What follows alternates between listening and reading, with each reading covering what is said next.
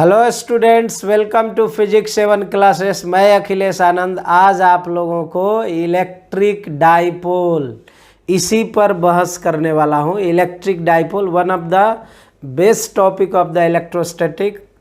ये जो है इलेक्ट्रोस्टैटिक्स का वांटेड टॉपिक है और इससे बहुत सारे प्रॉब्लम बनाते हैं हम लोग, ठीक है ना। और एग्जामिनेशन हो, चाहे बोर्ड का हो या कंपटीशन का हो, डाइपोल आता ही आता है। एक चीज़।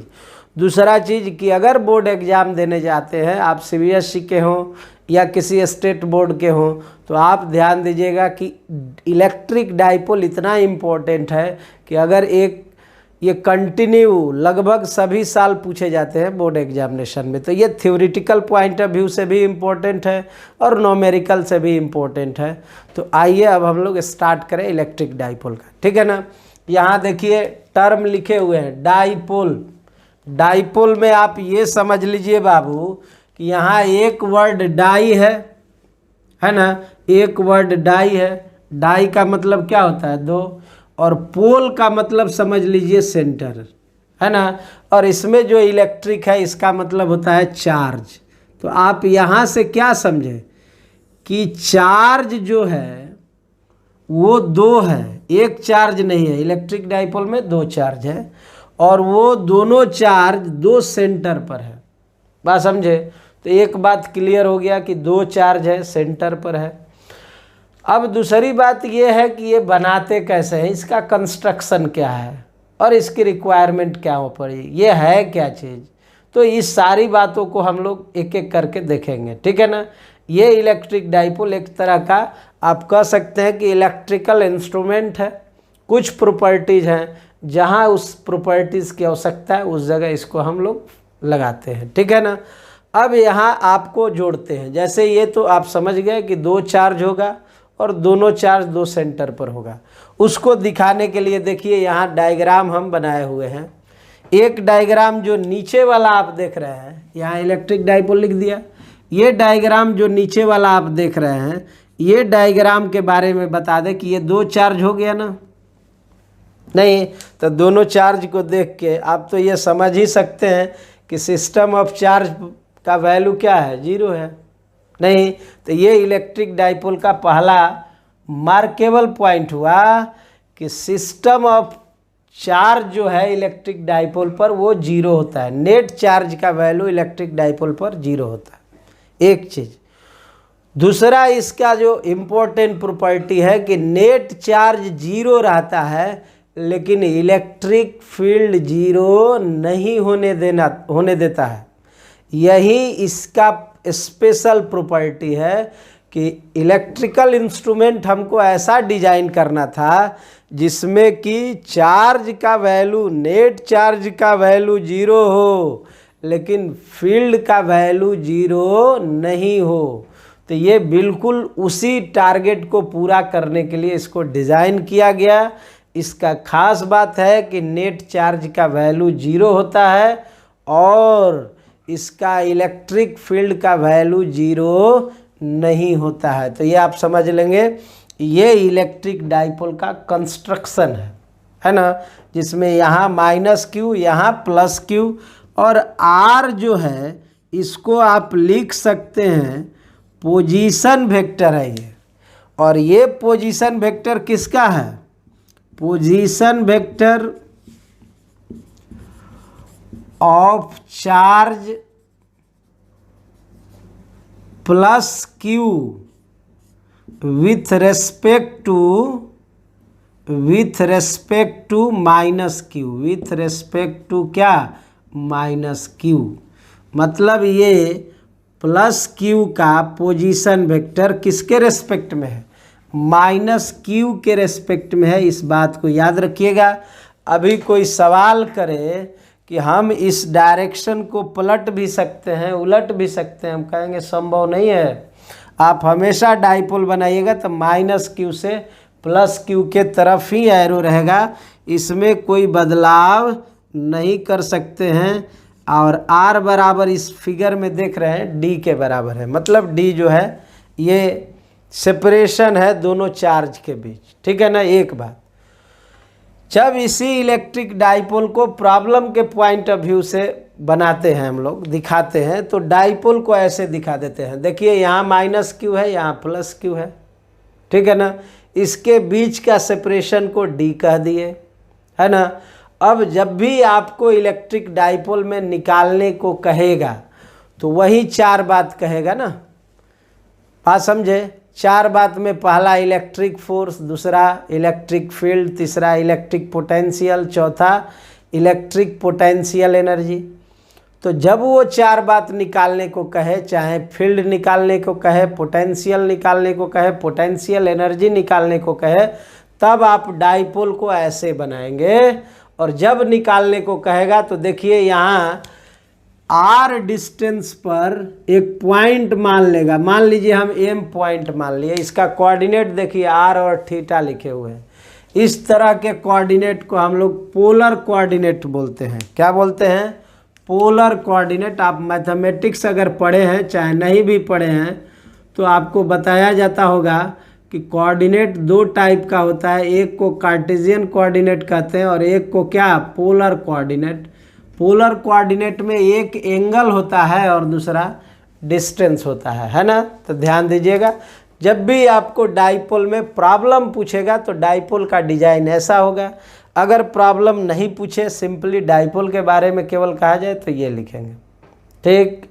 कहीं कोई दिक्कत नहीं, दोनों डायग्राम क्लियर है। इसमें एक कंडीशन डाला हुआ है कि ये जो डी का वैल्यू है ना, वो आर से काफ़ी छोटा है। यानी डाइपोल तभी बनेगा जब जो सेपरेशन है चार्ज का, उसका वैल्यू बहुत कम है, बहुत कम हो, तभी डाइपोल बनेगा। यानी डी का वैल्यू स्मॉलेस्ट है ना। तो डाइपोल बनाते कैसे? ये दोनों कंस्ट्रक्शन, ये जनरल फिगर और ये जब क्वेश्चन में ये डिमांड करता है पोटेंशियल एनर्जी, फील्ड, उसको तब। अब हम लोगों को देखना है कि डाइपोल का डेफिनेशन क्या होगा। तो डेफिनेशन जानने के लिए आप डाइपोल का बहुत आसान सा यूज़ कर सकते हैं। देखिए आपके सामने हम लिख देते हैं, जैसे जो चीज़ आपको देखने में नज़र आ रहा है उसी को डेफिनेशन के तौर पर लिखिएगा, है ना। तो देखने में क्या नज़र आया डाइपोल में आपको? तो पहला बात ये नज़र आया कि ये 2 स्मॉल चार्जेज हैं, अपोजिट नेचर के हैं, स्मॉल डिस्टेंस से सेपरेटेड हैं। तो कॉम्बिनेशन जो बनेगा उसी को इलेक्ट्रिक डाइपोल कहेंगे। तो पहला बात आप क्या कहिएगा? 2 small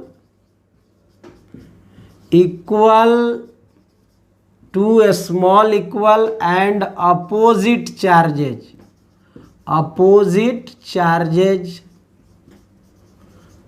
2 small equal and opposite charges, मतलब एक पॉजिटिव है दूसरा नेगेटिव है, separated by the small distance, separated by the small distance is called electric dipole। तो ये बहुत आसान डेफिनेशन हो गया, ठीक है ना बाबू। क्या हुआ डेफिनेशन? तो कहेंगे कि 2 छोटा चार्ज हो, स्मॉल हो, साथ में इक्वल भी हो, लेकिन अपोजिट नेचर का हो, ठीक है ना, और स्मॉल डिस्टेंस से सेपरेटेड हो, सेपरेटेड बाय स्मॉल डिस्टेंस, तब वो कॉम्बिनेशन क्या कहलाएगा? डाइपोल। ये तो डाइपोल का डेफिनेशन हो गया। प्रॉपर्टीज इसका क्या है? तो आप कहिएगा डाइपोल का खास बात क्या है? तो खास बात ये है कि डाइपोल जो बनाया गया उसका मेन इशू ये था कि नेट चार्ज का वैल्यू 0 हो, लेकिन इलेक्ट्रिक फील्ड इंटेंसिटी वेक्टर का वैल्यू 0 नहीं हो। तो यहाँ कहिएगा कि the net charge of the electric dipole, net charge of the electric dipole becomes equal to 0। Net charge of electric dipole becomes equal to 0। ये 0 होता है, लेकिन केवल चार्ज ही 0 होता है ना। But certain certain value of electric field intensity vector. Electric field intensity vector must be exist. Intensity vector must be exist around us. around it कह दीजिए, us नहीं। तो ये हो गया आपका the net charge of the electric dipole becomes equal to 0 but certain value of the electric field must be electric field intensity vector must be exist. Net charge इस पर 0 होगा, बिकम्स इक्वल टू क्या 0। तो ये बात समझ में आ गया इलेक्ट्रिक डाइपोल का। अब आपको ये देखना है कि हमको तो वही बात फिर रिपीट कर रहे हैं कि जब डाइपोल आप समझ लिए कि डाइपोल दो चार्ज को मिलने से बनता है, जिसमें एक नेगेटिव चार्ज एक पॉजिटिव चार्ज होता है, बीच का सेपरेशन स्मॉल होता है, ठीक है ना। नेट चार्ज का वैल्यू 0 होता है लेकिन इलेक्ट्रिक फील्ड एग्जिस्ट करता है। तो यहाँ एक बात आ गया कि इस इलेक्ट्रिक डाइपोल में हम लोगों को पढ़ना क्या क्या है। तो इसमें वही बात है कि जब ये डाइपोल आप बनाएंगे तो इस डाइपोल में आपसे पूछेगा, जैसे प्रॉब्लम बनेगा तो उसमें पूछेगा कि इलेक्ट्रिक डाइपोल का इतना डिस्टेंस पर बताइए इलेक्ट्रिक पोटेंशियल क्या होगा, इलेक्ट्रिक डाइपोल का फील्ड का फॉर्मूला आप बता दीजिए, इलेक्ट्रिक डाइपोल का पोटेंशियल एनर्जी का फॉर्मूला बता दीजिए, इलेक्ट्रिक डाइपोल का टॉर्क का फॉर्मूला बता दीजिए। ये सारा फॉर्मूला आपको डिराइव करना पड़ता है। और बोर्ड एग्जामिनेशन में तो स्पेशली ये लगभग क्वेश्चन बैंक आप देखिए हर साल इसको स्टेट बोर्ड हो या सीबीएसई बोर्ड हो ये रिपीट करता है। पूरे इलेक्ट्रोस्टैटिक्स से 2 ही चैप्टर पूछे जाते हैं, एक गॉस थ्योरम और दूसरा इलेक्ट्रिक डाइपोल, ठीक है ना। तो अभी हम लोग बोर्ड एग्जामिनेशन की बात कर रहे हैं। कंपटीशन में तो all are important, but board के पॉइंट ऑफ व्यू से इलेक्ट्रिक डाइपोल और गॉस थ्योरम, या तो गॉस थ्योरम पूछेगा तो डाइपोल छोड़ देगा, डाइपोल पूछेगा तो गॉस थ्योरम। तो ये बात को ध्यान रखिएगा। अब हम लोगों को इलेक्ट्रिक पोटेंशियल हो इलेक्ट्रिक फील्ड हो वो सारा पढ़ने से पहले हम लोगों को एक टर्म पढ़ना होता है जिसको हम लोग इलेक्ट्रिक डाइपोल मोमेंट वेक्टर कहते हैं। यहाँ देखिए हेडिंग बना दे रहे हैं, electric dipole moment vector, electric dipole moment vector. और ये बहुत भारी भरकम टर्म नहीं है, बहुत स्मॉल है, ठीक है। नाम भले बड़ा है लेकिन टर्म में कोई खास है नहीं। देखिए बड़ी आसान है। यहाँ अगर हम -q रख दें यहाँ, चूँकि डाइपोल जब बनेगा ना दोस्त तो ये फिगर ही बनेगा आपको +q, ये डाइपोल बन गया है ना। अब इसमें आपको खास बात ये है कि डाइपोल का ये आपका सेंट्रल लोकेशन हो गया। अब इस पर जो ये एक्सिस आप दिखाइएगा, ये बात समझे, यहाँ से लेकर ये एक्सिस, इसको हम लोग नाम देते हैं एक्सिस ऑफ डाइपोल। क्या बोलेंगे? एक्सिस ऑफ डाइपोल नहीं। और कोई कहे ये वाला, इसको नहीं, इसको एक्सिस नहीं बोलते हैं, इसको बोलते हैं इक्वेटर ऑफ डाइपोल। क्या बोलेंगे? इक्वेटर ऑफ क्या? डाइपोल। एक एक्सिस ऑफ डाइपोल हो गया और एक इक्वेटर ऑफ डाइपोल हो गया। बात समझे? और इस सेपरेशन को तो ऑलवेज आप क्या इससे डिनोट करते हैं? डी से, ये तो पता ही है। तब यहाँ electric dipole moment vector defined किया जाता है और वो क्या लिखते हैं? वी डिफाइन ये सीधा सीधी P = Q × D। तो ये याद रखिएगा। इलेक्ट्रिक डाइपोल का फॉर्मूला बहुत आसान है, P = Q × D लिखना रहता है केवल, Q = P × D। तो कहीं कोई दिक्कत नहीं है। ये हो गया इलेक्ट्रिक डाइपोल मोमेंट वेक्टर, मतलब Q, देखिए माइनस नहीं लिखे हैं, प्लस वाला लिखे हैं, तो Q × D electric dipole moment vector हो गया। इलेक्ट्रिक डाइपोल का ये प्रॉपर्टीज़ या क्वालिटी हो गया, इलेक्ट्रिक डाइपोल का यह डेफिनेशन हो गया और इलेक्ट्रिक डाइपोल का ये स्ट्रक्चर हो गया। अब हम लोगों को पढ़ना है कि इलेक्ट्रिक डाइपोल में इलेक्ट्रिक पोटेंशियल और electric field, electric potential energy, ये सब कैसे फाइंड आउट करेंगे। तो अगला टारगेट है हमारा क्या, इलेक्ट्रिक पोटेंशियल। तो आइए उसको डिराइव करते हैं। तो अगला हम लोगों को पढ़ना है इलेक्ट्रिक पोटेंशियल क्या होगा इलेक्ट्रिक डाइपोल में। यहाँ पर देखिए हम लिखे हुए हैं electric potential of electric dipole at position M R theta, यानी एम पॉइंट का पोजीशन दिया हुआ है, आर और थीटा, और आर समझते हैं यहाँ से इस पॉइंट तक का डिस्टेंस है, और थीटा उसका जो एंगल है, नहीं एक्सिस ऑफ डाइपोल से वो है, ठीक है। तो मतलब ये हुआ कि हमको इलेक्ट्रिक पोटेंशियल आर और थीटा के टर्म में लाना है। और एक चीज़ हम कहेंगे, आप कुछ नाम दे दीजिए, जैसे कि मान लीजिए इस पॉइंट का नाम हम ए दे देते हैं, ठीक है, इस पॉइंट का बी नाम दे देते हैं, बात समझे। अब पोटेंशियल आप लिखिएगा तो हमको पोटेंशियल कहाँ पर चाहिए, आर पर और किस पर, थीटा पर, आर और थीटा पर पोटेंशियल चाहिए। तो यहाँ हम लोग ये बात लिखें, electric potential, electric potential at point कहाँ हुआ, आर और थीटा, ये स्मॉल आर है, स्मॉल आर और थीटा। अब इलेक्ट्रिक पोटेंशियल निकालिएगा दोस्त, तो फॉर्मूला आपको याद होगा, पॉइंट चार्ज के कारण इसको भी स्मॉल आर ही कह दीजिए, कैपिटल आर लिखने की ज़रूरत नहीं है।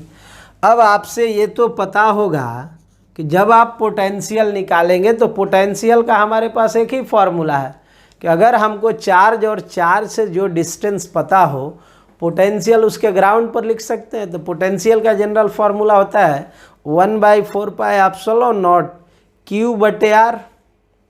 नहीं तो यहाँ भी देख लीजिए, अगर कोई आर की बात करता है तो आप क्या समझेंगे, आर मतलब चार्ज से जिस लोकेशन पर आपको निकालना है उसका डिस्टेंस। तो चार्ज से लोकेशन का डिस्टेंस, तो चार्ज यहाँ है, अगर इस चार्ज के कारण निकालिएगा तो इसके लोकेशन का डिस्टेंस तो यही ना होगा, होगा कि नहीं होगा। तो अब इस दूरी को कोई कहे कि क्या नाम देंगे, तो ये दूरी का नाम हो जाएगा BM। अगर इस चार्ज की लोकेशन की बात करें तो ये चार्ज का लोकेशन ये हो जाएगा, है ना। अब कोई कहे इसका दूरी आप बताइए, तो कहिएगा क्या AM। नहीं तो अब पोटेंशियल लिखना रहे तो आसानी से आप लिख सकते हैं, क्या लिख सकते हैं, VR थीटा बराबर लिख सकते हैं 1/4 पाई एप्सिलॉन नॉट, और इसका चार्ज है कितना प्लस Q, तक Q अपॉन क्या बाबू BM। और इसके लिए लिखे तो ये माइनस में है, तो आप भी समझते हैं कि माइनस में हो जाएगा 4 पाई एप्सिलॉन नॉट, आप चाहे तो एप्सिलॉन आर भी लगा सकते हैं, Q बटे क्या AM। तो एक डिस्टेंस आया Q बटे BM और एक डिस्टेंस आया Q बाई क्या AM। आप चाहें तो एप्सिलॉन आर भी इस्तेमाल कर सकते हैं। कई बार हम बता चुके हैं कि एप्सिलॉन आर और एप्सिलॉन नॉट से कोई ज़्यादा का अंतर नहीं है, इसलिए कि ये मीडियम का एक वैल्यू है, अगर मीडियम दिया रहेगा तो उसका कांस्टेंट भी देगा। तो अब हमारा टारगेट हो गया BM और AM पता करना, चूँकि सब डाटा दिया हुआ है, केवल हमको पता नहीं है तो वो BM और AM।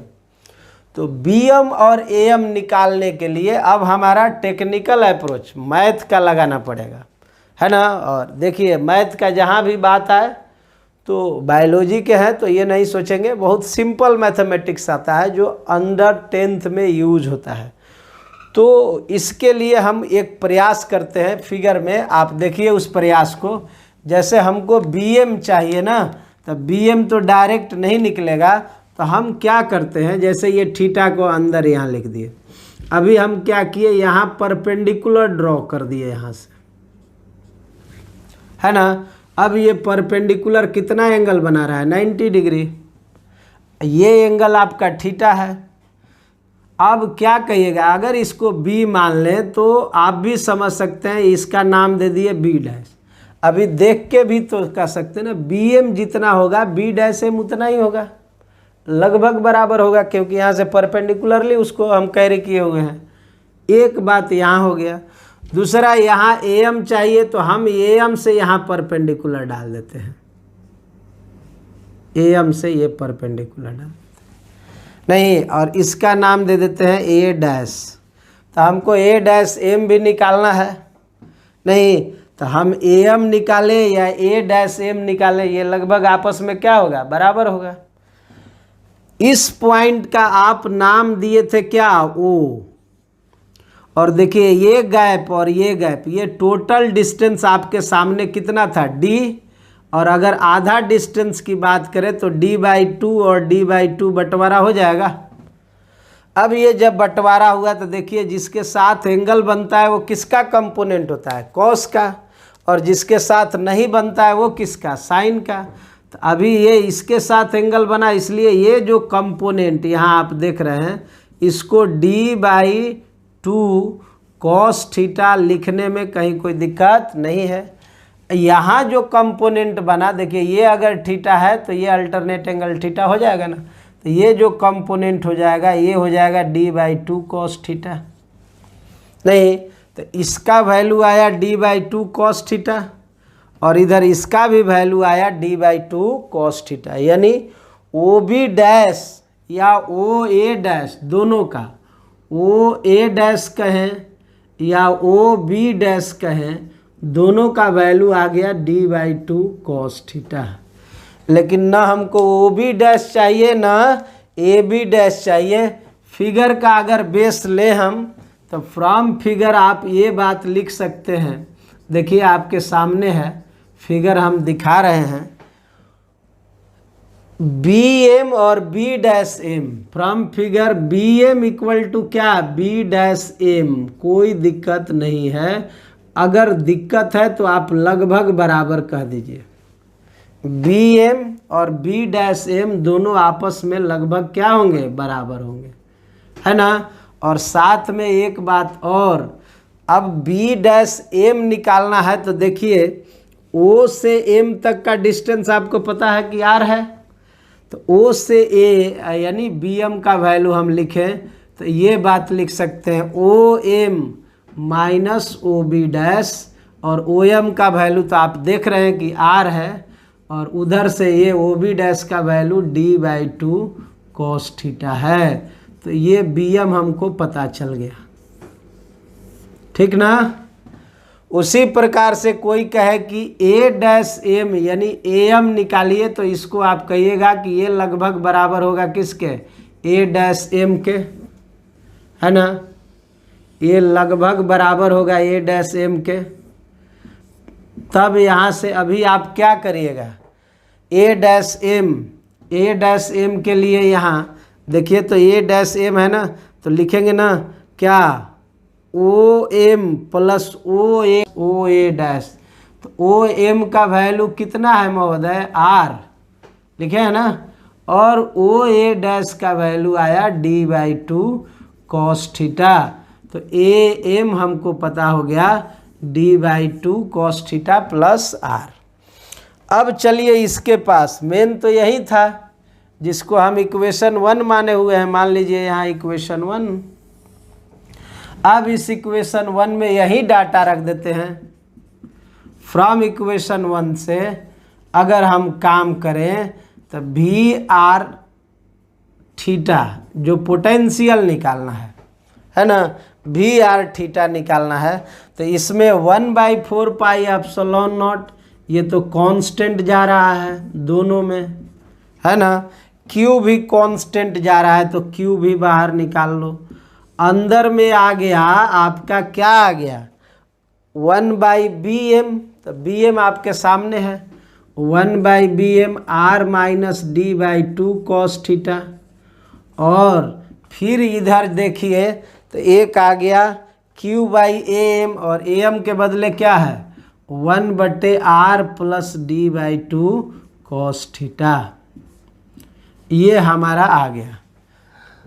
पोटेंशियल, अभी ये याद रखिएगा तो बहुत खतरनाक हो जाएगा, ये तो पता है।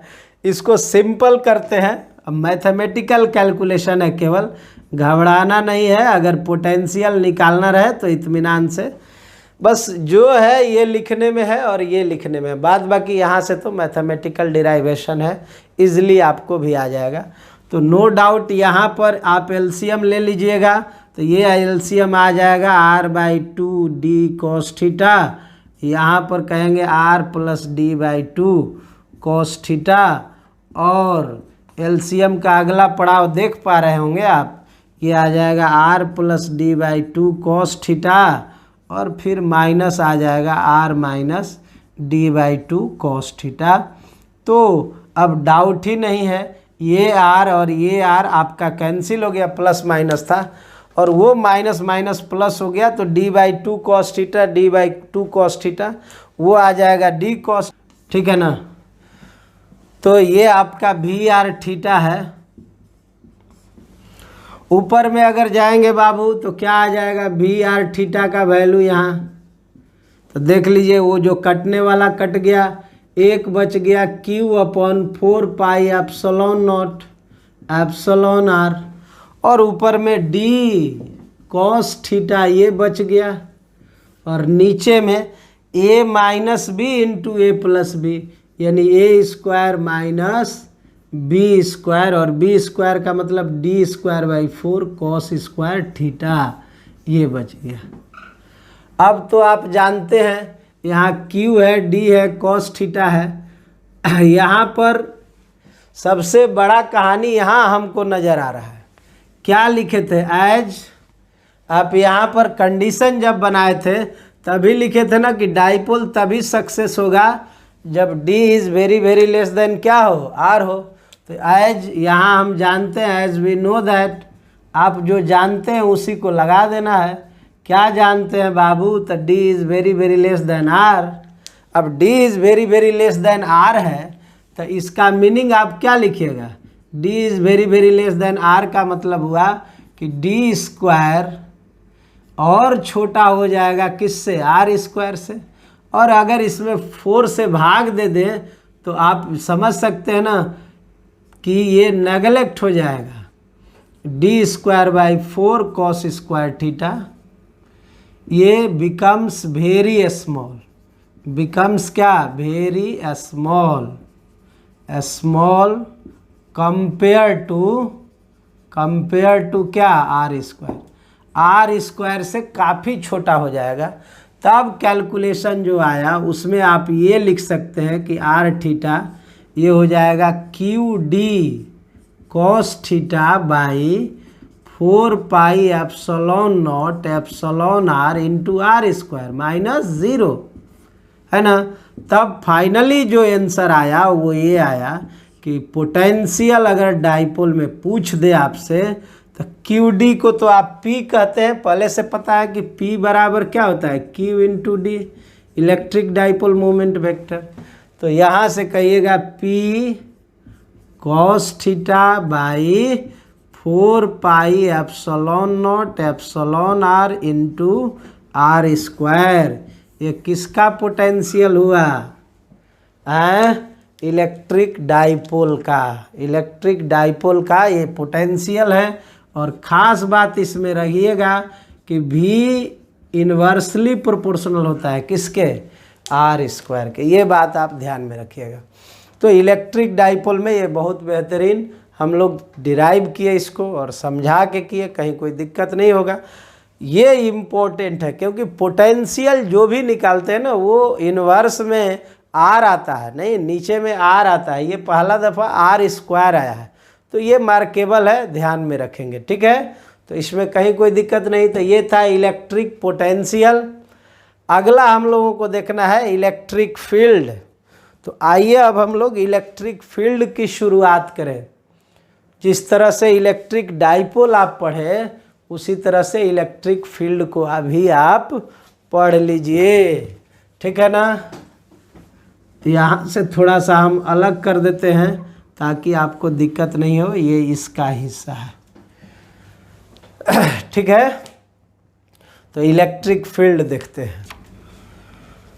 तो दोस्त अब हम लोगों को देखना है इलेक्ट्रिक फील्ड क्या होगा इलेक्ट्रिक डाइपोल में, है ना। तो पोटेंशियल देख लिए, फील्ड की बारी है, ठीक है। तो यहाँ देखिए हम पहले से लिखे हुए हैं electric field of an electric dipole at position M, ठीक है ना। उसका आर थीटा है ये। चूँकि आप पी का वैल्यू तो आप जानते हैं, है ना, क्यू इंटू डी हमेशा लिखते हैं, और क्यू या ये चार्ज है और डी इसके बीच का सेपरेशन है। पोटेंशियल हमको निकल चुका है, फील्ड निकालना है। पोटेंशियल यही निकाले थे, पी कॉस थीटा बटे 4 pi epsilon naught epsilon R R square, और आप चाहें तो ये भी लिख सकते हैं एप्सिलॉन आर को 1 मानेंगे तब, और ये 1 तब होता है जब मीडियम वैक्यूम हो या एयर हो। तो चलिए ये फार्मूला का यूज़ हम लोग करते हैं।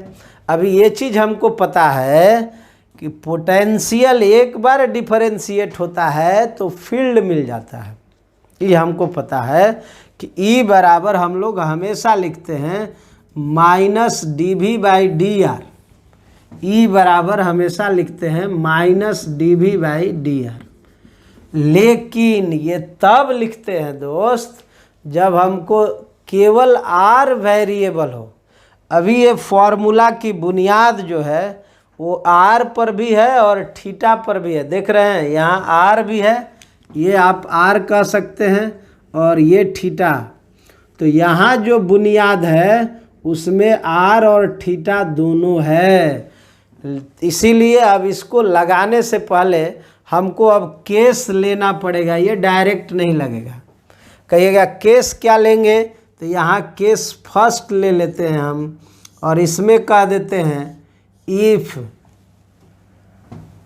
थीटा कांस्टेंट, थीटा का वैल्यू क्या है, कांस्टेंट है।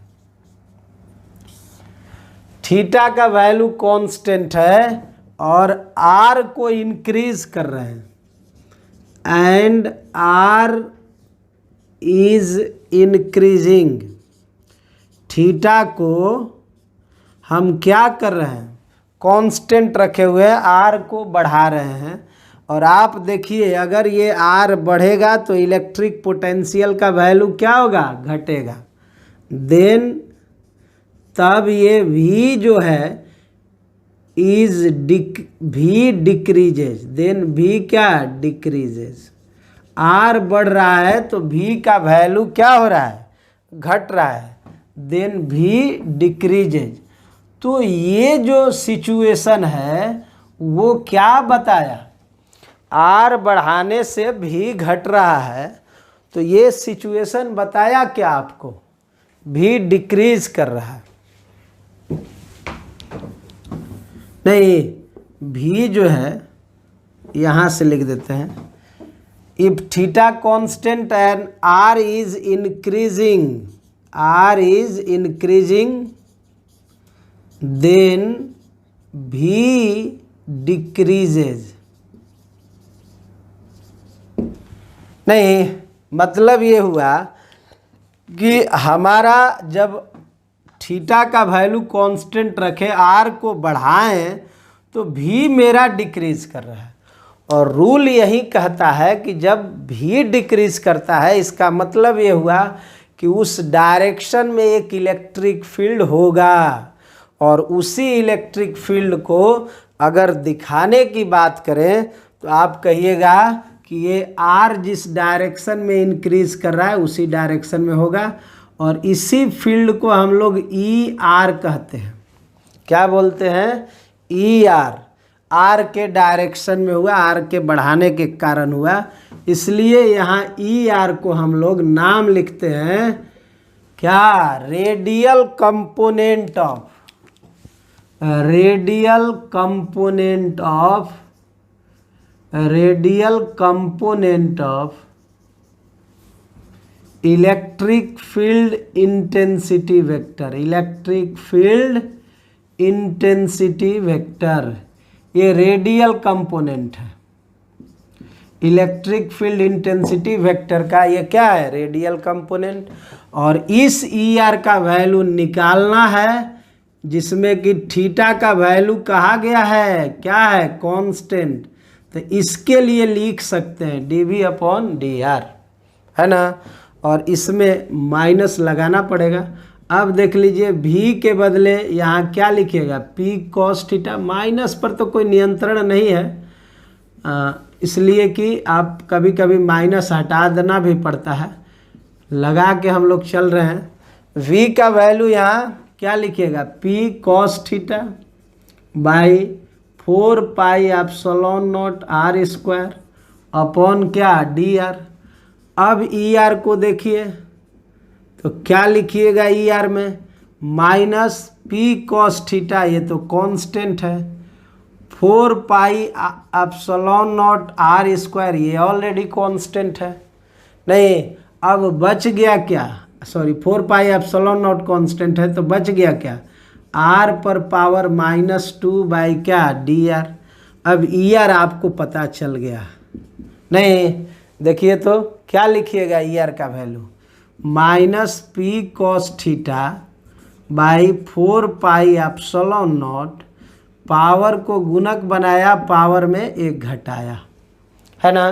तो अभी जो सिचुएशन बना, वेक्टर हटाते हैं क्योंकि मैग्नीट्यूड पर बहस हो रहा है, माइनस माइनस प्लस हो गया, ये 2p cos theta by 4 pi epsilon not r Q, ये किसका वैल्यू आया, er का। अब बारी किसका है, अभी थीटा कांस्टेंट माने थे ना, केस 2 लिख देते हैं हम, इसमें r को कांस्टेंट मान लिए, r को क्या कर दिए, कांस्टेंट मान लिए, एंड थीटा को हम क्या कर रहे हैं, इंक्रीज कर रहे हैं, थीटा इंक्रीजेज। और जब थीटा को इंक्रीज कर रहे हैं तो ध्यान से देखिए, कॉस थीटा का वैल्यू, अगर थीटा इंक्रीज करे तो कॉस थीटा का वैल्यू क्या होगा, डिक्रीज करेगा। जैसे कॉस 0 1 होता है, अगर कॉस 45 करे तो 1/√2 हो जाएगा, ठीक है ना। कॉस 90 कर देंगे तो 0 हो जाएगा। तो मतलब ये घट रहा है, वैल्यू बढ़ाने से कॉस थीटा का वैल्यू क्या हो रहा है, घट रहा है। थीटा इंक्रीजेज, देन भी जो है ये डिक्रीज कर रहा है, क्या कर रहा है, डिक्रीजेज। तो भी डिक्रीज कर रहा है, दैट मीन्स इसका मतलब ये हुआ कि इसके अलोंग भी एक क्या होगा, फील्ड होगा, और उसको आप कहिएगा, जैसे इसमें ई आर बोले थे, तब यहाँ अब उसको कहिएगा हेंस ई थीटा।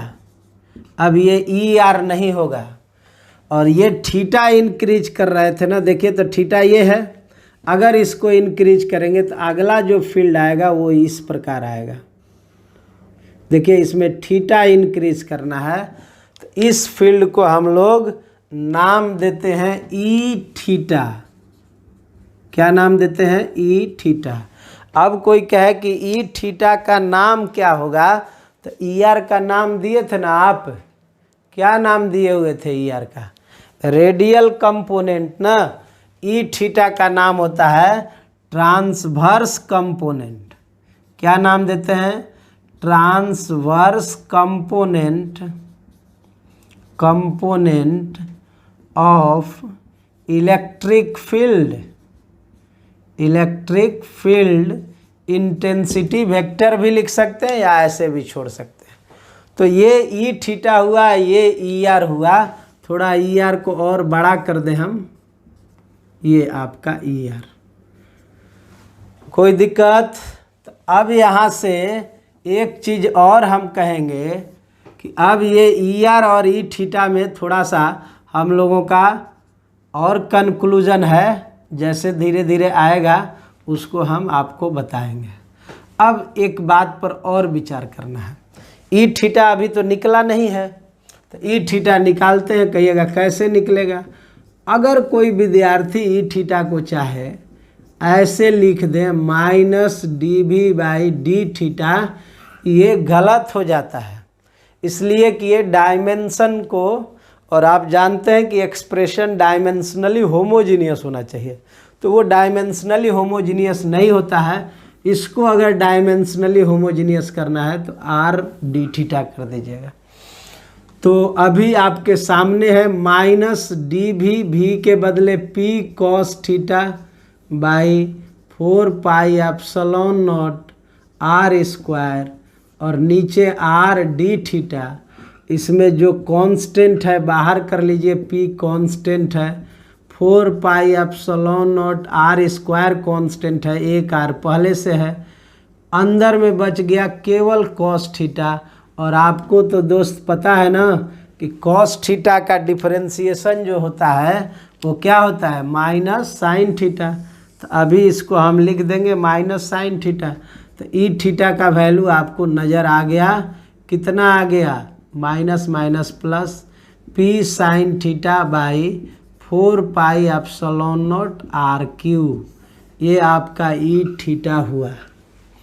ई थीटा और ई आर दोनों वेक्टर फॉर्म में है, जुटेगा तो एक रिजल्टेंट मिलेगा, और ये रिजल्टेंट आप जानते हैं वेक्टर में पैरेललोग्राम लॉ बहुत फेमस लॉ है, उसको बहुत शिद्दत से हम बताए हुए थे, ठीक है। तो ये पैरेललोग्राम लॉ का कॉन्सेप्ट पर आ गया, ये ई आर कह दीजिए इसको। अब ये न ई आर है न ई थीटा है, ये ई कहलाता है, और इस ई का अपना एक वैल्यू होगा और साथ में डायरेक्शन होगा। तो अब यहाँ ई का वैल्यू निकालना है, तो ई मतलब ये कहिए net electric field, net electric field of an electric dipole, of an electric dipole eight point कौन, आर थीटा, है ना, इलेक्ट्रिक डाइपोल। तब इस ई का वैल्यू निकालें तो ई आर प्लस क्या, ई थीटा। तो सबसे पहले मैग्नीट्यूड की बात करें बाबू, तो मैग्नीट्यूड में under root E R square plus E theta square, और दोनों के बीच का एंगल 90 है, इसलिए next term 2ab cos theta में कॉस 90 होने के कारण वो 0 हो जाएगा।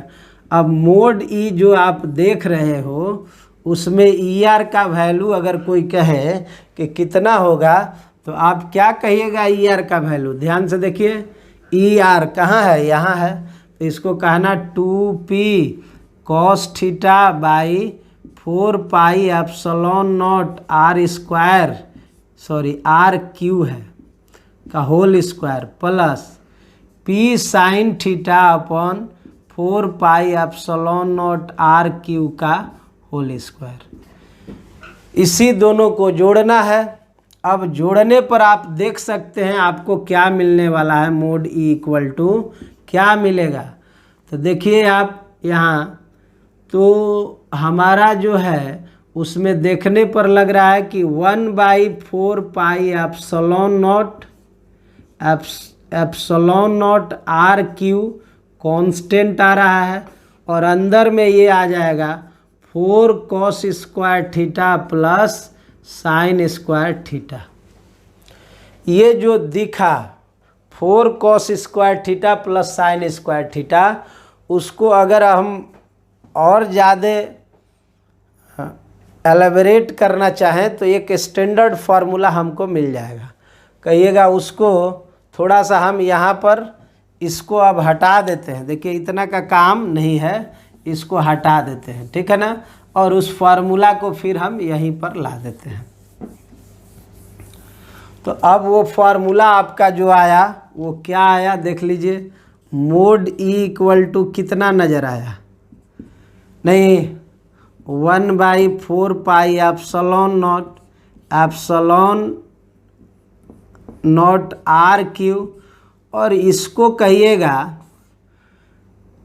3 cos square theta plus cos square theta plus sign square theta, और इसका वैल्यू 1 होता है, इसलिए मोड ई का वैल्यू अगर कहें तो ये आ जाएगा 1/4 pi epsilon naught are cube under root 1 plus 3 cos square theta. ये इलेक्ट्रिक फील्ड हुआ, किसका इलेक्ट्रिक फील्ड हुआ हैं, तो ये इलेक्ट्रिक डाइपोल का इलेक्ट्रिक फील्ड हुआ, इतना आप याद रखेंगे। अब हमको देखना है कि अल्फ़ा का वैल्यू कितना होगा, है ना, चूँकि ये तो मैग्नीट्यूड केवल ही का आया ना, इसको हम लोग डायरेक्शन बोलते हैं, मतलब अल्फ़ा, तो उसको निकालते हैं। यहाँ कहना है कि अल्फ़ा का वैल्यू कितना हुआ, मतलब डायरेक्शन कितना हुआ। तो डायरेक्शन के लिए आप देख सकते हैं अल्फ़ा का वैल्यू क्या लिखेंगे महोदय, तो tan अल्फ़ा बराबर लिखिएगा ना परपेंडिकुलर बाई बेस। तो परपेंडिकुलर के बदले ई थीटा और बेस के बदले क्या ई आर। ई थीटा का वैल्यू आपके सामने है, कहाँ पर लिखे हुए हैं, यहाँ है। तो आप लिख लीजिए P sine theta by 4 pi epsilon naught are Q, और ई आर का वैल्यू आपके सामने है 2p sine theta cos theta, 2p cos theta by 4 pi epsilon naught are cube. नहीं तो 4 pi epsilon naught are Q और 4 pi epsilon naught are cube ये cancel हो गया, p और p कैंसिल हो गया। तो tan alpha equal to half sin theta by cos theta, और sin theta by cos theta का वैल्यू तो जानते हैं ना tan थीटा होता है। तो डायरेक्शन के लिए आप याद रखिएगा tan अल्फ़ा बराबर हाफ tan थीटा, है ना। तो देखिए याद करने योग्य जो जो पॉइंट है उसको हम लोग घेर के टिक कर दे रहे हैं। ये magnitude of the electric field, ये direction of the electric field, पहला बात जो याद करने योग्य है। दूसरा बात ये है, तीसरा कभी कहे कि ई आर का वैल्यू बताइए तो आप इसको भी याद कर सकते हैं, और चौथा आप इसको भी याद कर सकते हैं, लेकिन एक और दो आपको आवश्यक रूप से याद कर देना है। तो अभी जाके इलेक्ट्रिक फील्ड इलेक्ट्रिक डाइपोल का कंप्लीट हो। क्वेश्चन में आपसे अगर कहा जाए कि इलेक्ट्रिक फील्ड बताइए इलेक्ट्रिक डाइपोल में, ठीक है ना, जैसे यहाँ लिखे हुए हैं कि find electric field in electric dipole at end on position, क्या हुआ इंडॉन पोजीशन, और दूसरा हो गया क्या ब्रॉड साइड पोजीशन। तो सबसे पहला बात कि इंडॉन पोजीशन कहे तो आप क्या सोचेंगे, ब्रॉड साइड पोजीशन क्या सोचे तो क्या कहेंगे। तो इंडॉन पोजीशन आप देख लो बाबू, कोई कन्फ्यूजन नहीं हो, ऐसा पॉइंट मिल जाए तो इसको इंडॉन पोजीशन कहते हैं। मतलब एक्सिस ऑफ डाइपोल पर अगर कोई पॉइंट है तो वो क्या है, इंडॉन पोजीशन है। और ये तो सेंट्रल पॉइंट है, आप जानते हैं यहाँ से यहाँ तक के दूरी को आप हमेशा क्या दिखाते हैं आर, ठीक है ना। अभी आप देख लें तो आर के वैल्यू तो आर है, लेकिन थीटा की वैल्यू की बात करें तो थीटा का वैल्यू आपको दिख रहा होगा कि 0 है ना। तो ये इंडॉन पोजीशन, इसमें निकालना किसको है, इलेक्ट्रिक फील्ड को। तो इलेक्ट्रिक फील्ड का मैग्नीट्यूड का फॉर्मूला आपके सामने होगा, याद है ना, क्या लिखते थे, तो इसको लिखा जाता था p by 4 pi epsilon naught into R cube under root 1 plus 3 cos square theta, और थीटा के बदले क्या है 0, और कॉस 0 का वैल्यू कितना होता है, कॉस 0 का वैल्यू 1 ना, तो यहाँ 1 कह दीजिए, कॉस स्क्वायर 0 है।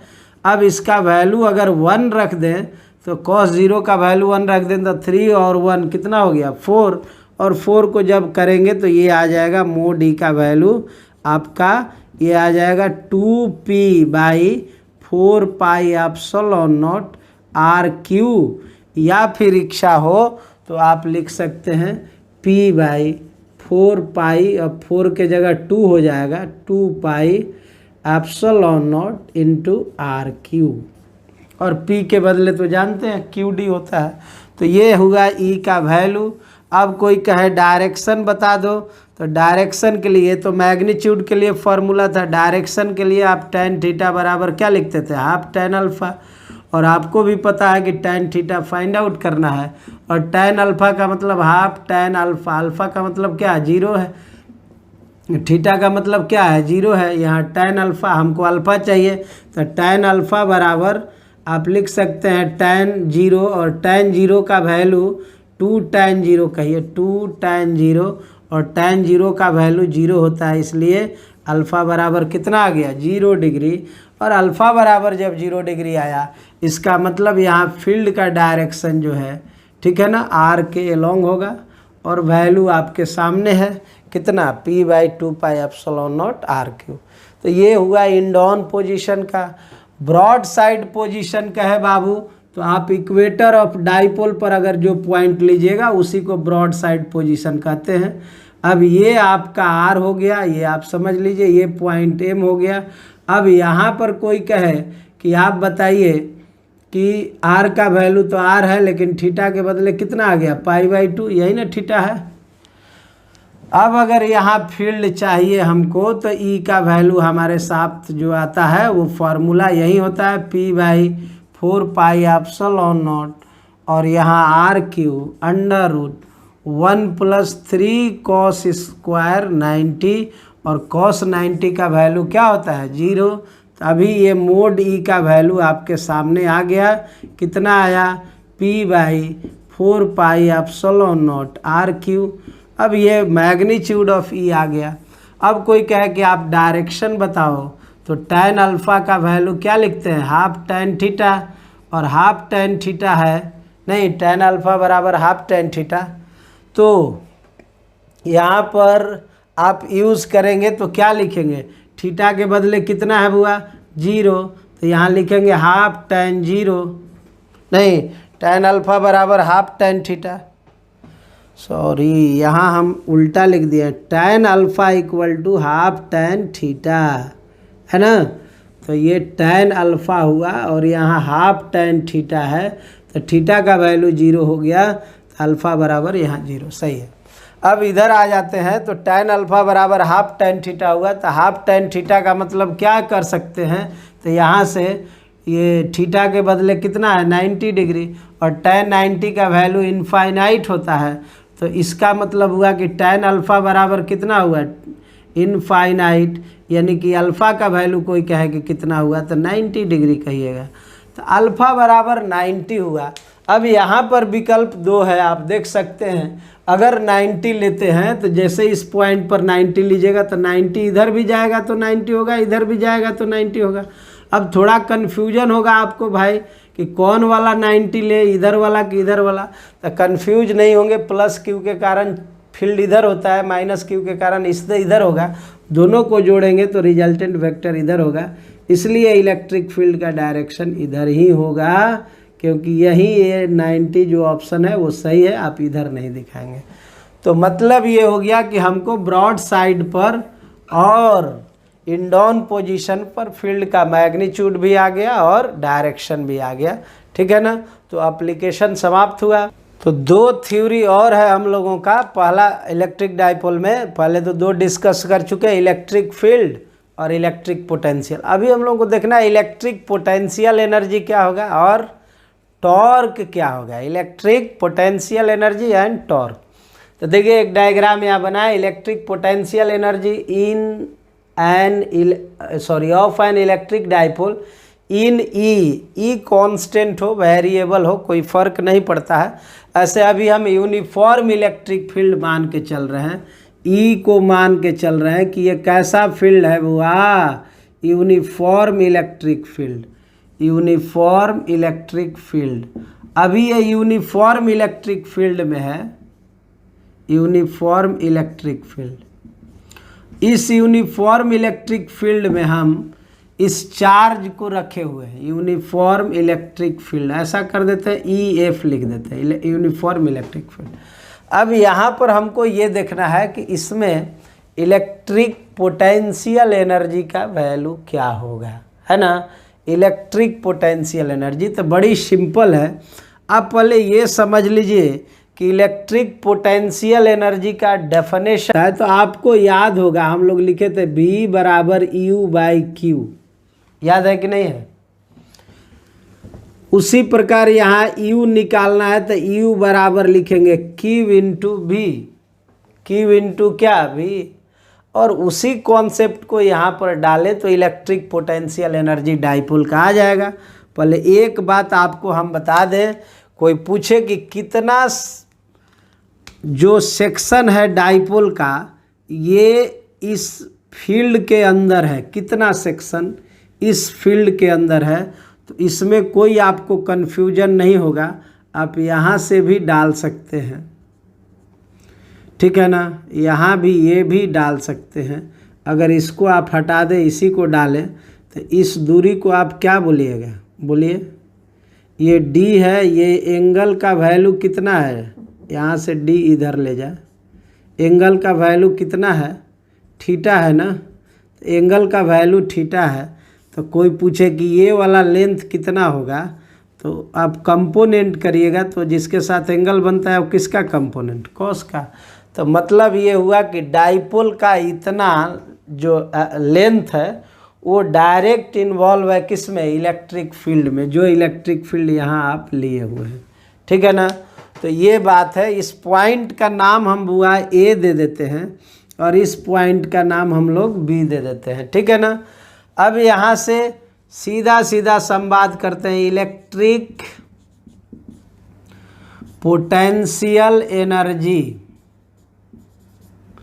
Electric potential energy of an electric dipole, electric dipole का इलेक्ट्रिक पोटेंशियल एनर्जी, उसको U लिखते हैं। और अब U बराबर लिखिएगा क्या, देखिए Q इंटू V लिखे है ना, बात समझे। तो यहाँ से वही लिख रहे हैं Q इंटू V, लेकिन V यहाँ 2 पॉइंट में है, इसलिए लिखिएगा VB माइनस क्या, VA। और आपको यहाँ से ये हटा देते हैं, VB माइनस VA का वैल्यू कोई पूछे क्या होगा, तो आपको पता है हम लोग लिखते हैं कि VB minus VA equal to होता है माइनस A से B और E डॉट DR। ऐसा हम पोटेंशियल जब पढ़ा रहे थे तो कॉन्सेप्ट बताए थे। फाइनल कैलकुलेशन कहिएगा VB माइनस VA, चूँकि फील्ड यूनिफॉर्म है तो E लिख देते हैं, और DR के बदले आप देख सकते हैं यहाँ कितना है, D cos थीटा, कितना है D cos थीटा, ये DR के बदले है। आप यहाँ इस्तेमाल कर दीजिए Q minus E D cos theta, है ना। अब आपका कॉन्सेप्ट आ गया। देखिए U बराबर यहाँ से दिखने लगा, क्या लिखिएगा U का वैल्यू, तो यहाँ हम ये थोड़ा सा अलग कर लेते हैं। तो U बराबर अब हमारा जो आया वो आया QD माइनस, पहले कर लो आप QD, और इधर लिख सकते हैं E cos थीटा, नहीं बाबू, तब U का वैल्यू QD के बदले तो P है E cos थीटा। और अगर इसको आप ज़रा स्टैंडर्ड फॉर्म में ले जाएं तो ऐसे भी लिख सकते हैं, mode P mode E cos theta, और इसी U को हम लोग कहते हैं माइनस P डॉट क्या E। ये किसका वैल्यू है, U का है। तो अब आप समझ गए कि इस तरह से हम लोग इलेक्ट्रिक पोटेंशियल एनर्जी को निकालते हैं, किसमें, डाइपोल में, इलेक्ट्रिक पोटेंशियल एनर्जी। अब हमको देखना है दोस्त कि टॉर्क क्या होगा। ये इलेक्ट्रिक पोटेंशियल एनर्जी यहाँ तक समाप्त हो गया, ठीक है ना। अब हमको देखना है किसको, टॉर्क को, कि इलेक्ट्रिक डाइपोल का टॉर्क क्या होगा। टॉर्क आपके सामने हम बताए हुए हैं, torque acting on electric dipole when it is placed, यहाँ डाइपोल कह दीजिए, dipole when it is placed in the uniform electric field। Dipole के अंदर अगर डाल दिए, एक फील्ड के अंदर अगर डाइपोल के डाल दिए, तो हमको देखना है कि टॉर्क का वैल्यू क्या होगा। तो उसके लिए आप यहाँ से देखिए, जैसे फील्ड के अंदर अगर आप डालें और टॉर्क निकालना रहे, तो टॉर्क का रिलेशनशिप आपको पता है, टॉर्क बराबर एक ही फॉर्मूला हम लोग लिखते हैं, और वो होता है कि टॉर्क इक्वल टू हम लोग लिखते हैं हमेशा टॉर्क बराबर, देखिए पहले तो इसको बता दें कि टाउ से डिनोट करते हैं, और इतना बराबर हमेशा लिखते हैं force into perpendicular distance, force into क्या, perpendicular distance from axis of rotation, नहीं, फोर्स गुने perpendicular distance from axis of rotation, यानी टॉर्क जो है उसका सीधा मतलब होता है कि उसको रोटेट करेगा। जैसे दरवाज़ा पर फोर्स लगाते हैं तो दरवाज़ा हिंज के अबाउट रोटेट होता है ना, तो वो एक तरह से आप टॉर्क लगा रहे हैं। तो यहाँ टॉर्क के लिए फोर्स चाहिए, तो आप समझते हैं कि यहाँ प्लस क्यू इंटू ई फील्ड के अलॉन्ग लगेगा। ये निगेटिव चार्ज है तो माइनस क्यू इंटू ई फील्ड के अपोजिट लगेगा। अच्छा, यहाँ से एक बात क्लियर हुआ कि वो दो फोर्स लगने के कारण अगर ये है, ठीक है ना, मान लीजिए यहाँ एक चार्ज है और एक फोर्स इधर लग रहा है एक इधर लग रहा है, तो रोटेशन ऐसे होगा ना, बात को समझे, ऐसे रोटेट होगा। तो बिल्कुल वही हो रहा है, यहाँ भी रोटेशन हो रहा है। अब इसमें कोई शंका नहीं है कि ये जो डिस्टेंस है, तो ये तो d/2 था, इधर भी अगर निकाले तो ये भी डिस्टेंस कितना होगा, d/2 ही हो जाएगा। अब एक चीज़ आप देखिए, रोटेशन यहाँ से हो रहा है और ये आप समझ सकते हैं कि ये वाला रोटेशन ऐसे कराएगा और इधर वाला फोर्स इसका रोटेशन ऐसे कराएगा, ठीक है ना। यहाँ से आप परपेंडिकुलर डिस्टेंस के लिए थोड़ा सा एक काम करिए, हम कह देते हैं कि ये जो एंगल है ना, यहाँ ये थीटा एंगल बना रहा है। कितना एंगल बना रहा है, थीटा। तो जब ये थीटा एंगल यहाँ बन रहा है, ये थीटा, तब तो कोई कन्फ्यूजन ही नहीं है, जिसके साथ एंगल बनता है नहीं, ये यहाँ कोई पूछे कि ये वाला दूरी कितना हो गया, तो आप कह सकते हैं ना d/2 cos थीटा। कोई पूछे ये वाला दूरी कितना हो गया, तो आप कह सकते हैं ना कि ये वाला निकालना है ना बुआ, तो d/2 sin थीटा हो जाएगा, cos नहीं। और इधर से निकाले तो ये d/2 sin थीटा। क्लियर बात यह है कि जिसके साथ एंगल बनता है ना, वो किसका कंपोनेंट होता है, हैं? जिसके साथ एंगल बनता है वो कॉस का कंपोनेंट, और जिसके साथ नहीं बनता है वो किसका कंपोनेंट, साइन का कंपोनेंट। तो आप ज़रा ध्यान से देखिए, फिर हम रिमाइंड कर दे रहे हैं, कन्फ्यूजन नहीं हो। यहाँ ये जो थीटा बना है ये नीचे वाले के साथ बना, इसलिए ये कॉस का कंपोनेंट, और जिसके साथ थीटा नहीं बना वो साइन का। तो अब टॉर्क आसानी से आप लिख सकते हैं। कहिएगा क्या लिखेंगे, हम कहेंगे लिखना क्या है। आप देखिए, टॉर्क बराबर फोर्स के बदले देखिए क्यू ई है ना, और परपेंडिकुलर डिस्टेंस कितना आया है, d/2 sin थीटा। ये अगर उसको रोटेट करा रहा है क्लॉकवाइज में, तो ये भी उसी डायरेक्शन में ना रोटेट करा रहा है। दोनों का फेवरेबल डायरेक्शन है। अब ऐसा नहीं कि एक ऐसे रोटेट करा है एक ऐसे करा रहा है, तो दोनों फेवरेबल है, ठीक है ना। अब एक रहता कि ऐसे रोटेट करा रहा है, दूसरा ऐसे, तो ये एंटी हो जाता, इसलिए प्लस दे देंगे। और ये क्यू ई और ये d/2 sin थीटा, माइनस नहीं दीजिएगा। माइनस तो केवल ये बता रहा है कि हम उस क्यू ई के अपोजिट में लग रहा है। तो टॉर्क बराबर आपको क्या नजर आया, क्यू डी ई कॉमन ले लेते हैं, यहाँ sin θ/2 और sin θ/2, ये दोनों आप देख सकते हैं इधर आ गया, तो ये sin थीटा हो गया। यानी टॉर्क का वैल्यू अगर लिखें तो Q into D into E into sine theta, और Q इंटू डी को P कहते हैं, E sin थीटा। यानी अब अगर टॉर्क का वैल्यू हम लोग लिखें तो QD के बदले P का मोड इंटू E का मोड इंटू साइन थीटा, ये लिखे स्केलर फॉर्म में है। नहीं, अगर आप टॉर्क के केवल मैग्नीट्यूड निकालना चाहते हैं तो ये, और नहीं तो और स्टैंडर्ड फॉर्म में कहेंगे तो टॉर्क बराबर होता है P क्रॉस E, ये आप याद रखिएगा। तो वो टॉर्क बराबर आया P क्रॉस E, और इलेक्ट्रिक पोटेंशियल एनर्जी बराबर आया -P.E।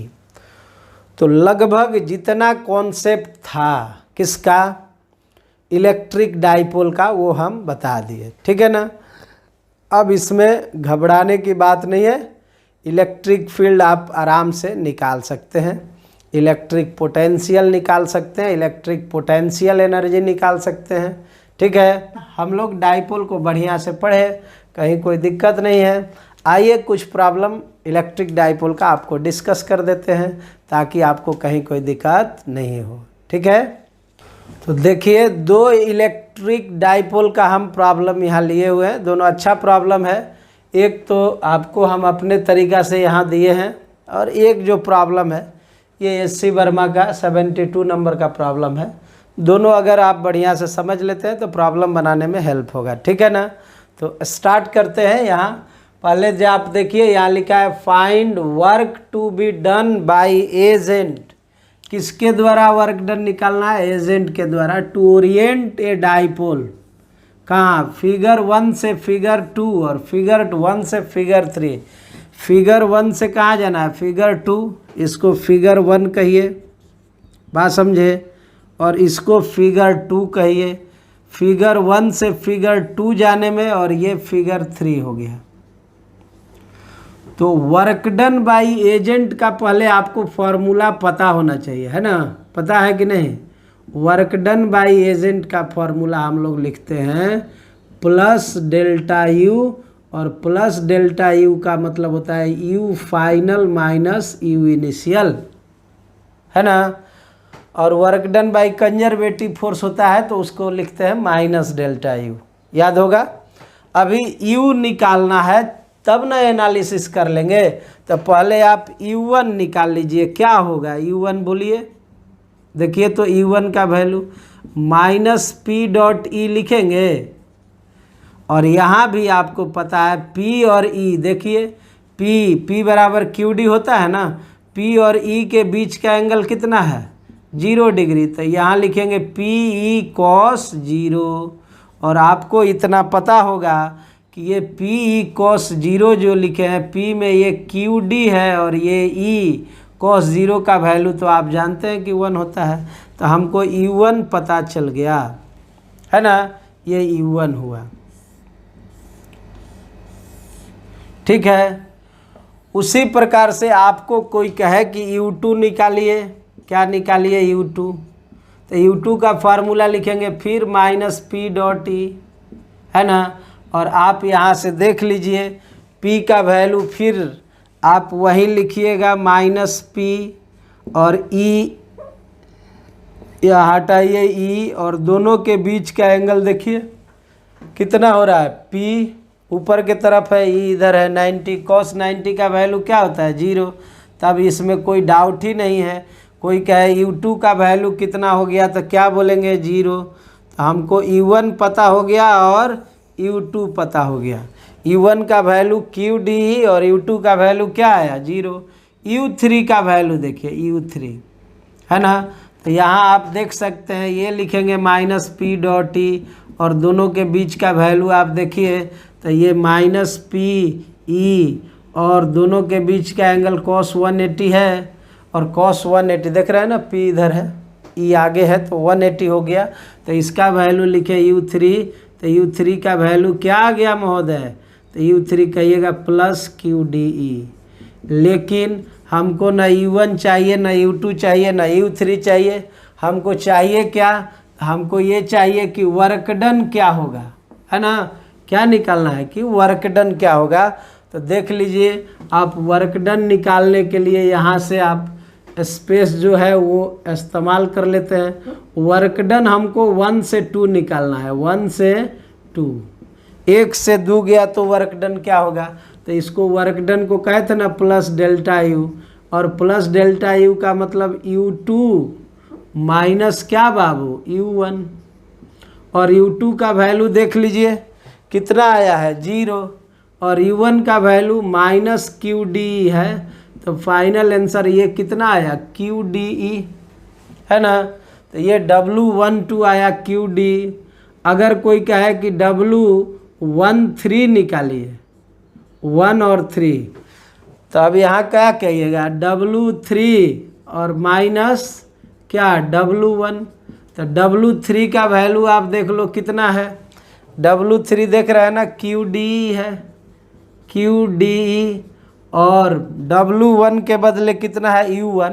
W नहीं कहिए, U1। U3 माइनस क्या है? U1। U1 का वैल्यू देखिए तो माइनस QDE है। तो फाइनली ये कैलकुलेट आया तो 2QD हो गया। नहीं तो ये W आ गया आपका QD, 2QD, और वो आया QD। तो कहीं कोई दिक्कत नहीं है, इस तरह का प्रॉब्लम रहे तो बना लेंगे। अब आते हैं इधर, यहाँ लिखा हुआ है 3 charges are arranged on the vertices of an equilateral triangle as shown in figure, find the dipole moment of the combination, यानी P का वैल्यू चाहिए। तो P बराबर क्या होता है दोस्त, Q इंटू डी। तो P बराबर Q इंटू डी। तो देखिए यहाँ -Q, यहाँ -Q, यहाँ 2Q। पहले डाइपोल बनाने के लिए ज़रूरी है कि एक -Q चार्ज हो और एक क्या +Q। तो ये माइनस है, ये प्लस है, तो -Q और +Q लेके एक डाइपोल मोमेंट वेक्टर बनेगा इधर कि नहीं बनेगा। इसको हम लोग मान लेते हैं P1 कह दिए, और एक और यहाँ Q बच गया ना, तो वो -Q के साथ करेंगे तो इधर होगा। तो इसको हम क्या बोलेंगे, P2। अब ये P1 और P2 अगर मैग्नीट्यूड में बात करें तो P1 का जितना वैल्यू होगा उतना ही ना वैल्यू P2 का होगा, और इसको लिखेंगे Q इंटू क्या D, है ना। अब इस दोनों को जोड़ना है तो P1 और P2 जोड़िएगा तो आप समझ सकते हैं ना, रिजल्टेंट इधर आ जाएगा, है ना। तो ये जो रिजल्टेंट आएगा यही रिजल्टेंट P कहलाएगा। और फिर ये वेक्टर मेथड का यहाँ काम पड़ गया, आपको भी पता है, पैरेललोग्राम लॉ लग गया। तो अब P का वैल्यू निकालना है, ठीक है। ये इक्विलेटरल ट्रायंगल है तो ये 60 डिग्री होगा ही, और रिजल्टेंट आप वो 60 हुआ तो ये भी 60 हुआ। रिजल्टेंट आप देख रहे हैं कि बाइसेक्टर से कैरी कर रहा है। तो P का वैल्यू मैग्नीट्यूड निकाल लीजिए, तो क्या लिखेंगे कि आप कहेंगे मैग्नीट्यूड में आ जाएगा √P1 + P2, इसी का मैग्नीट्यूड चाहिए। तो क्या लिखेंगे, P1 square + P2 square + 2P1 P2, और दोनों के बीच का एंगल cos 60 है ना। और cos 60 कितना होता है पता है, cos 60।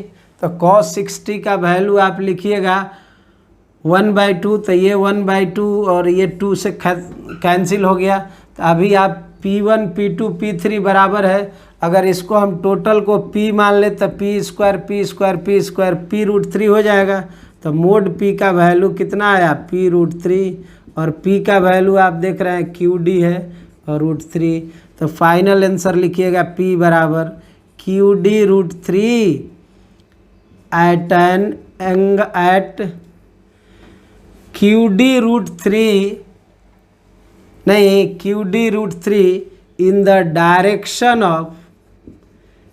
direction QD√3 नहीं, ये बाइसेक्टर पर है, लार्जर चार्ज के क्या है bisector, along the chord QD√3 along the bisector of the larger charge, large charge, और लार्ज चार्ज मतलब क्या 2Q कह दीजिए। तो ये हुआ इलेक्ट्रिक डाइपोल मोमेंट वेक्टर से रिलेटेड प्रॉब्लम। और ये तो आप इसमें देख रहे हैं कि इलेक्ट्रिक पोटेंशियल एनर्जी। तो इस तरह का बहुत सारा प्रॉब्लम है। अगर प्रॉब्लम में दिक्कत हो तो आप कमेंट वगैरह में बताइएगा, फिर हम लेक्चर वीडियो डाल देंगे, ठीक है ना। तब तक आप इलेक्ट्रिक डाइपोल पढ़ते रहें। आज इलेक्ट्रिक डाइपोल का बहुत बेहतरीन हम लोग डिस्कस किए हैं। फिर हम कह रहे हैं कि लाइक, सब्सक्राइबर और शेयर का जो ऑप्शंस है उसको स्ट्रॉन्ग करिए, ताकि हमको और हमारे चैनल दोनों को फ़ायदा हो। मिलते हैं नेक्स्ट लेक्चर वीडियो में, तब तक के लिए bye bye and love you.